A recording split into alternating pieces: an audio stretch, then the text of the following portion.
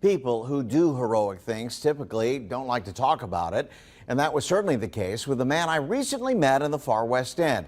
His neighbors know him as the friendly retiree with a well-manicured yard who lives at the end of the cul-de-sac. But what they probably don't know is, on 9/11, he single-handedly saved more than 120 lives in the South Tower of the World Trade Center.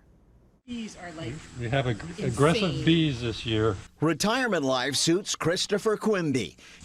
He left the hustle and bustle of lower Manhattan for a quieter life near his daughters in Short Pump. And I'll take the seed pods out. When the weather's nice, you can often find him in his garden. I'll plant them in the fall.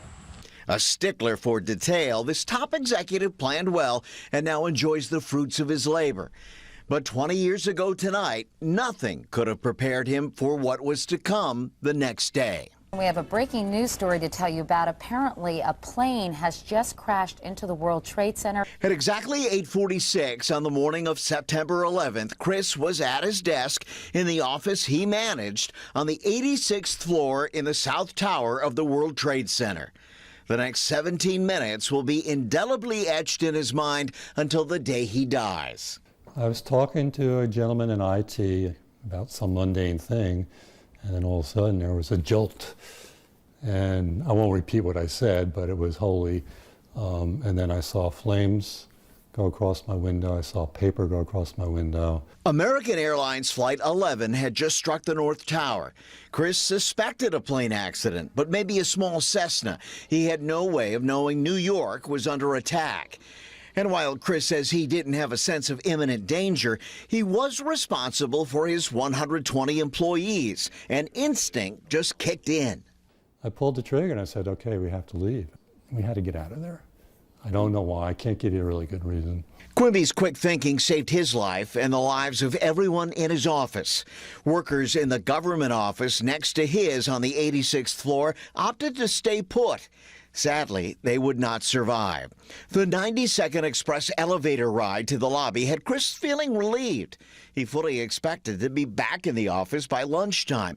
That is, until he stepped out onto the street, heard a noise, and looked up. I witnessed a second plane coming in, flying low, striking our building, cutting the engines before they came in, seeing it plow through. When the plane hit, there was debris starting to fly, and I remember covering my head thinking I could get hit by something and this could be it for me. Chris remembers running at a full sprint from a cloud of dust and debris that seemed to be chasing him. He managed to make it to a hotel lobby about a mile away where he called his wife. No one answered, but he left a message that he was alive. Then, through a series of trips on a ferry and car rides from kind strangers, he eventually made it home where his wife was waiting, in tears, on the driveway. he looked like the man who fell to earth. I mean, he was just literally covered in soot, white, soot, and like stuff in his hair. Like when I ambled up the driveway, I apparently was covered in white, and we had this emotional embrace in our driveway because she didn't think she was going to see me again. Attack on America. In the days that followed, the constant barrage of news coverage kept his emotions raw. But Chris bottled it up inside. Even his family didn't notice. He's very private and he's very stoic. And I said to him the next day, I was like, do you want me to stay home? And he's like, no, you just go to work. So I went to work. But a day or two later, that wall that Chris had built around himself came tumbling down. And all it took was an early morning car ride. And Evan drove me down to the train station a couple miles away. And that's when it really dawned on me how bad this was. The parking lot was full at 5 in the morning, 4 in the morning. And then that's the first time I broke down. The parking lot should have been empty, a stark reminder that while he had survived, many of his neighbors in Suffern, New York, had not. In the years that followed, little things could spark bouts of deep sorrow. Chris avoided driving by airports. Just seeing the commercial jet coming in for a landing became too much to bear. Because it really makes them keep on blooming. But as they say, time heals all wounds.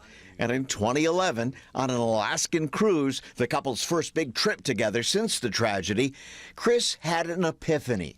He now knew 9/11 could no longer define him. And we went to this this internet shop, coffee shop, internet shop, and I'm sitting there just drinking my coffee, and there's a little TV in the corner of the room, and it's 9/11. Like, I completely forgot about it. Christopher admits that he still occasionally has a bad day, but not often.